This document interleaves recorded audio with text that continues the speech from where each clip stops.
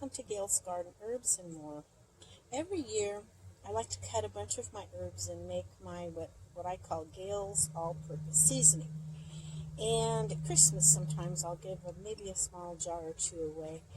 And I've had people come back later, they may not try it for 2 months, and then just sometime they happen to see it, maybe they run out of their other stuff and use it, and they're, wow, this is amazing, it is so good.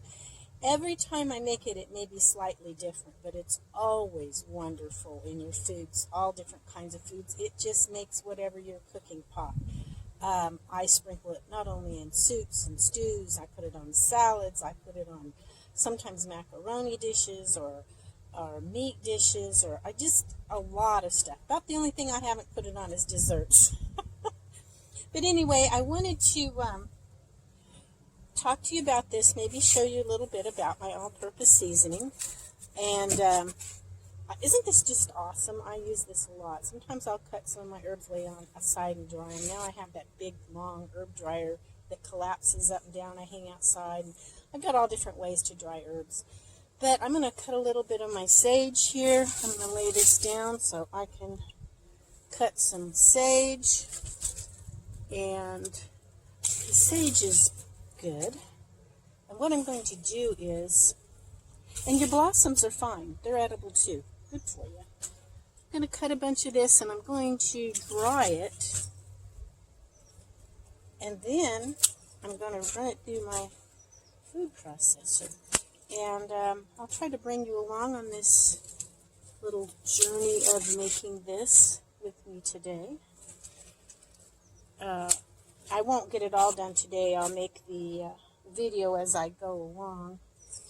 I'm picking some of the best looking ones on here. Probably some more. I just dried a bunch of oregano, so I should have plenty of oregano. But,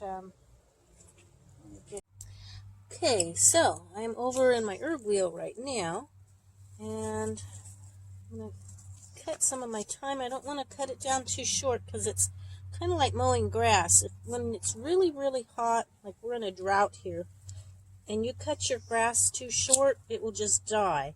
You need to leave a little bit up. Well, I'm kind of thinking the same way with my herbs. I'm not just going to cut it all out. There's some thyme. I think I'll get a little bit more. Don't have a lot of thyme dried, so the other thyme has nearly died on me. I have some lemon thyme. I haven't tried lemon thyme in it, but it's been struggling a little, so I think I'll wait on that. Probably could put some lemon balm in it, but if I'm going to put anything lemony, I think I'm going to use some lemon verbena. So, but I will probably put just a little bit of ground organic orange peel in it. So I don't think I'm going to do the lemon flavor this time. This is what we have so far. And let's keep going. Okay, there's a couple ways. This is my rosemary patch here. There's a couple ways that we can do this. I can dry these herbs first, which is what I usually do, and run them through my food processor and bottle them up once I mix them in a bowl. Oh, isn't this pretty? Beautiful, beautiful. Rosemary doesn't mind the drought. Rosemary doesn't take a lot of water.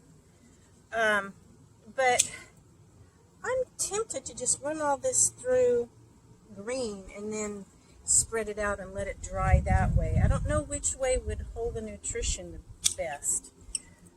Letting them dry individually and then running it through might be better. Okay, I picked some purple ruffled basil earlier. I don't think it's quite as strong as my green. I'm going to let it dry and see how that does and put a little basil in it. Oh, I don't need the cucumbers. They won't be in it. I just had those there. I will also put garlic. Let me show a couple. Well, when I finish up the video, I will show you some of the other herbs that I put in it, and we'll go from there.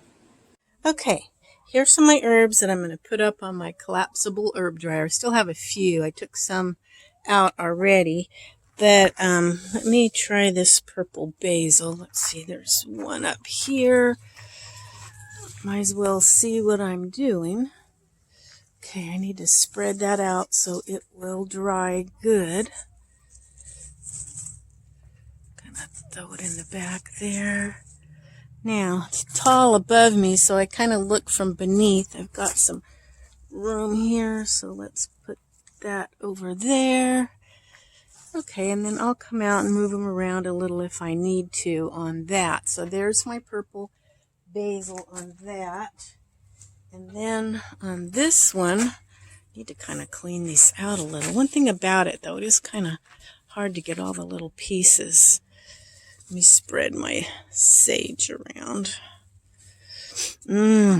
This is the most wonderful smelling sage. It's not your regular sage. I don't know what it is, but it's so similar in flavor that I use it, but I love the smell of it more than even the regular sage. This is a fresher, wonderful smell, but it still has the sage flavor that you want in your food. So it's sage, it's just a little different type of sage, but it's close enough that it works. Okay, we'll let that dry there, and then that's, I'm going to put my thyme down here on this one. Now this is very fine. You know what? That is so fine. Those little leaves, I think it's going to fall through, even though those holes are tiny. So I'm going to put it back. Let me clear this out real good. Okay. Now, I'm going to put it on here and just lay it out and let it dry. Just laying, it will dry. So, just laying out on that. Even in the house, I have dried it. So that's what I'm going to do. But anyway, I just want to kind of show you how I am using my collapsible dryer. I just love this. I've already dried a lot of stuff on it.